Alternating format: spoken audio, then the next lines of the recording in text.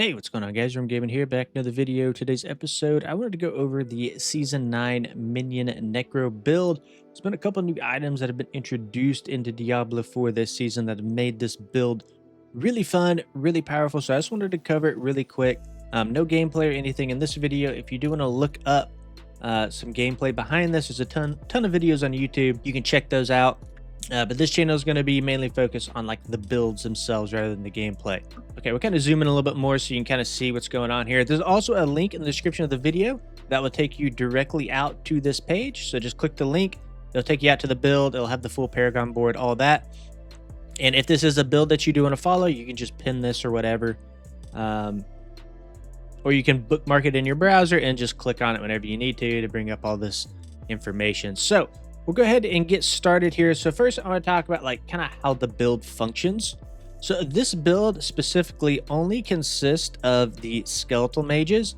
And the reason for that is due to some of the unique items that have been added this season. So the first one here is going to be this Hand of Naz.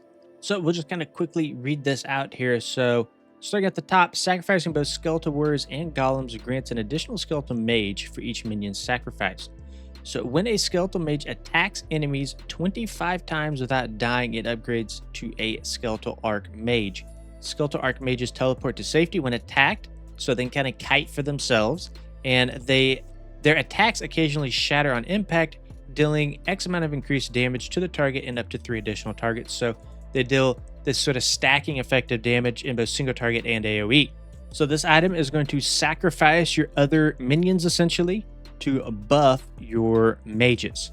So big question is, where do you get this item from? How can you power farm it? Well, we can go to our cheat sheet here, and Hand of Naz is going to come from Andriel, Duriel, and the Harbinger of Hatred. So these will be the bosses that you need to power farm or target farm to power farm it.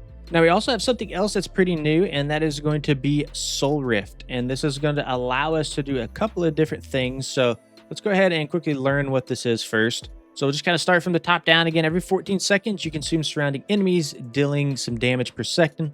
Every 0.25 seconds of its duration, you absorb the souls of up to 3 enemies, gaining 2 essence. You absorb 3 souls at a time from bosses. Now, the main idea behind this is going to be your essence generator, essentially. So the more mobs around you, the more essence that you do generate from this. And you'll see later how this all kind of ties into our build, because you can get nearly permanent uptime on your Soul Rift if you are focusing on the correct tempers, the Soul Rift tempers, which we'll look at that here in a second. This is going to be your main essence generator for you. Now we'll kind of scroll down here a little bit more so we can read more on this. So every 30 souls consumed refills one of your healing potions with the lifeblood from your tortured victims. And then the modifiers down here below, every soul absorbed increases your damage by 0.1% up to 15%. This bonus persists for 5 seconds after the Soul Rift ends. So you get this sort of stacking damage effect from it as well. And what's really important about this as well is the final modifier. Soul Rift extracts twice the souls from enemies, and it applies vulnerable to them for 3 seconds. So this is going to be the way that we can apply our vulnerable. Then after it ends, all surrounding enemies are feared and slowed for 5 seconds. So these are kind of the two main things that makes this build work, is the Hand of Naz and then your Soul Rift. Now, I do want to talk about one more thing really quick. There's actually a third thing that kind of makes this work, is the Blood Moon Breaches. And this ties in with your Decrepify here, if I can find it right here. So Decrepify applies a curse effect that we can read here, and this will slow enemies. And the modifier that we're taking is the Lucky Hit. So enemies hit while afflicted with Decrepify have up to a 10% chance to be stunned for 10 seconds. So our summon minions can apply this for us, which is really nice. We get the stun effect from it. We get the slow effect from it. This is going to allow us to kite very effectively. And then at the bottom here, you deal 50% increased critical strike damage to enemies affected by your curses. So you get a huge damage amp from this as well.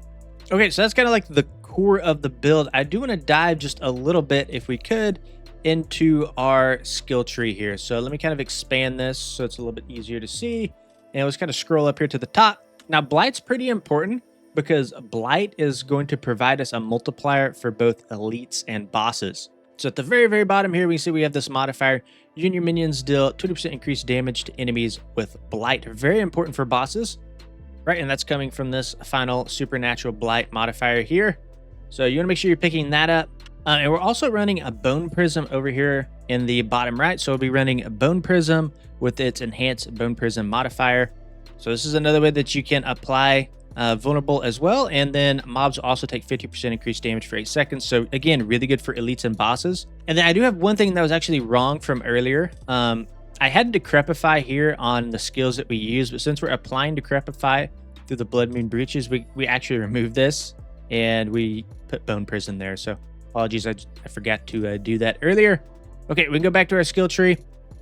So going down, we're also running Decrepify here. So Decrepify into Enhanced Decrepify, which is going to be the slow, into Abhorrent Decrepify. So enemies hit while afflicted with Decrepify have a 15% chance to reduce your active cooldowns by 1 second. Very, very important for this build as well. This is something I missed earlier as well. Your minions, when they apply this Decrepify through the pants that we talked about earlier, you're going to be getting a ton of CDR on all of your abilities. And this talent is kind of what gives the flow, the natural flow to the build. So again, the pants and synergy with this talent is going to give you a ton of CDR on your abilities. You want to make sure that you're not missing this node. Moving down, we also have Corpse Tendrils. So Corpse Tendrils is going to pull all the mobs into a tightly knit area for you. It's not going to pull bosses, and it's going to allow you to kind of AoE them down effectively. One thing to note here is if we do read this out, this does not consume a corpse, but it does require a corpse. So just make sure that you are using this before you consume that last available corpse. Moving a little bit further down, we also have our Soul Rift that we're taking. We did talk about this a little bit earlier, right? This is going to apply a damage multiplier. This is going to solve all of our essence issues, and this is also going to apply a vulnerable for us. You can see that we are taking the Prime Soul Rift. This is going to be the damage amp that we get from this, as well as Supreme Soul Rift, and this is what's going to apply that vulnerable effect for us. And of course, we're running a minion build, so we're going to be taking Kalan's Edict here. Your minions gain attack speed, increased damage for each active minion. When one of your minions die, your other minions enrage, dealing increased damage for 3 seconds. Okay, that's kind of the skills. Let's quickly go over the Hordric spellcraft. So we're going to be running the Thunderous Particle. And the reason that we're running this is because the very, very bottom here, it deactivates monster suppressor effects for 8 seconds. So if you're not sure what suppressor effects is, it's that purple dome that kind of goes around mobs, and you have to be within that circle to do damage to them. So what you can do is if you see a suppressor or a suppressor effect, you can line it up with your beam and completely disable that effect.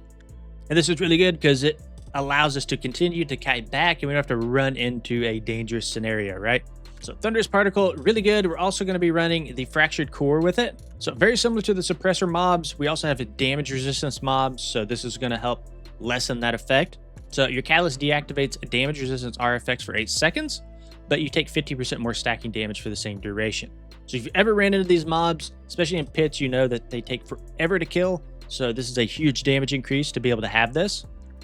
One of the ways that we can get unstoppable is going to be through our Tranquil Stone here. So anytime that your Catalyst is invoked, we will get that unstoppable effect. And then finally down here we have Bloody Charm. So this can give us an execute effect. We're going to get 20%, a 20% threshold to execute non-boss enemies, which means elites or normal mobs. And then at the very bottom here, you get another effect, an additional 20% effect for anything that's not a boss or not an elite, so a normal mob. So you get 40% execute threshold on a normal mob and 20% on elites. So really, really clear your, or really speed up your clear speed. And then we also have Disintegrate, and you're gonna make sure that you're attaching your Disintegrate to your Blight. I don't know if it gives me an option here to do that, but you wanna make sure that you're attaching this to your Blight, since that's gonna be one of the main skills that we're using. So I guess in this case, this should be in the 2 slot. So we'll just move it over because our Blight's in our 2 spot. In terms of our mercenaries, we're gonna be running Subo and Rahir, and we're gonna be going Wire Trap with Cover Fire. So both these are gonna kind of help us fight a little bit more. Wire Trap is gonna give us sort of a stun effect, and then Cover Fire is gonna give a slow effect. And then in our reinforcement, we're gonna be putting Bastion, and we're gonna tie that to our Blight spell. So again, our hired will be Subo, and then Rahir will be our reinforcement with Bastion and Blight. Okay, let's go ahead and go to the Paragon board here. And I did not fill out the board fully to give you some flexibility. So I'd recommend once you reach this point in your board to go in and fill out these green nodes here to get more bonus from your glyph, right? but you can do it however you want. That's why I left the points here for flexibility. So starting out, we have our start. We're going to be going Gravekeeper. It's going to give us more damage for every close corpse, and then increased damage to healthy enemies, which is very nice. Right above that, we're going to be going into Cult Leader, into the Dead Razor Glyph. So Cult Leader is going to give our minions increased damage and attack speed. And then the Glyph is going to give us, each time we summon a minion, we're going to deal damage to an enemy, and they're going to be taking a stacking effect modifier that just further increases our damage on them as they get attacked more. Directly to the right of that, we're going to the Scent of Death board with Eliminator. So Scent of Death, you gain 15% damage reduction and deal 30% increased critical strike damage. It's a critical strike build, which is very important. So make sure that you're kind of keeping that in mind when you go into Masterwork. We also have Eliminator. So Eliminator, you're going to be doing increased damage to elites. Directly below that, we'll go Frailty into Essence. So the Frailty board is cursed enemies take increased damage right from our Decrepify from earlier from our pants. So increased damage from you and your minions. This bonus is increased by 10% each second they're cursed, up to 40%. And then we will go into our Essence Glyph. Critical strikes deal increased damage to enemies that are not healthy. So we have a bonus for healthy and then a bonus for not healthy. You see the legendary bonus down there is more critical strike damage, which is very nice. And then finally, we have Flesh Eater with Abyssal. So Flesh Eater, after consuming 3 corpse, grant increased damage for 6 seconds. So very important to consume those corpse. And then we also have Abyssal. You deal 10% increase in non-physical damage. Right, we mostly deal magical damage, so very, very good for us. So yeah, again, just click on the link in the description. You press the Paragon tab here, and it will take you out to all that. Here's the Skill Trees tab, if you want to review some of that. And then taking a quick look at our stats here, right, you can see that we're in Torment 4. You can see with this specific build, we're at our armor cap at 1K, and we're just shy. We're a little bit off from the max resist cap at 75%, but you can kind of masterwork whatever to kind of get that up a little bit more. A couple big greater ancestral drops with rolls on the resist all, could get this up. So I personally think that it's in a pretty good spot. You can clear T4 with these resists, by the way. You don't need to be capped to clear T4. Okay, moving on. I want to talk about our runes really quick. So these 2 runes are going to be really good because they're going to give us a damage multiplier on top of applying vulnerable and freezing them. So you see here at the bottom, stores offering every 0.3 seconds, cast a non-basic skill to gain the stored offering. So it just kind of passively stores the offering for us, which is really nice. And then we can access that offering through a non-basic skill. And then with that offering, we can freeze and apply vulnerable to enemies. So very good for kiting, very good for damage.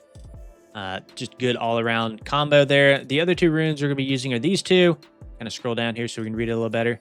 So up to 100% chance against non-healthy enemies. So the tooltip is really bad here, but you're gaining 15 offering each time you damage a non-healthy enemy, which is below that 80% threshold. So very easy to stack that offering with the Ahu. And the Quaxir has a little bit better tooltip. Casting a skill other than a basic or defensive consumes all of your primary resource to increase your damage up to 100% for 1 second. So you're just kind of passively getting this huge damage amp from these 2 runes. Okay, last thing I think I want to cover here is like tempers. So you can kind of see on our chest here the tempers, which is, if you're not familiar with what tempers are, you can go to a blacksmith and kind of modify your gear through tempering. You can see the 2 anvils there. So we're going for the max life temper, and this is what we were talking about earlier, the soul rift duration. You want to temper soul rift duration as much as you can, and you can get this as close to permanent uptime as possible. So you'll kind of see this as we go through our gear here. So max life, soul rift duration, kind of go down. Movement speed, soul rift duration. Right here, we're tempering for summon damage and chance for skeletal mage attacks to cast twice. On the neck, we're going for summon damage, ultimate cooldown reduction. So again, our soul rift is an ultimate, so that does kind of factor into more uptime on our soul rift. On the rings, we want ultimate cooldown reduction and summon damage, and then same thing on both rings, summon damage and ultimate cooldown reduction. So TLDR on the tempering is you want as much summoner damage as you possibly get, and ultimate cooldown reduction or uptime on Soul Rift. All right, guys, hope you enjoyed the video. This is going to be kind of the format that I take for future videos as well. So let me know what you guys think about it in the comments below if this was helpful. If not, let me know how I could improve on it. Thank you guys for watching. See you in the next one.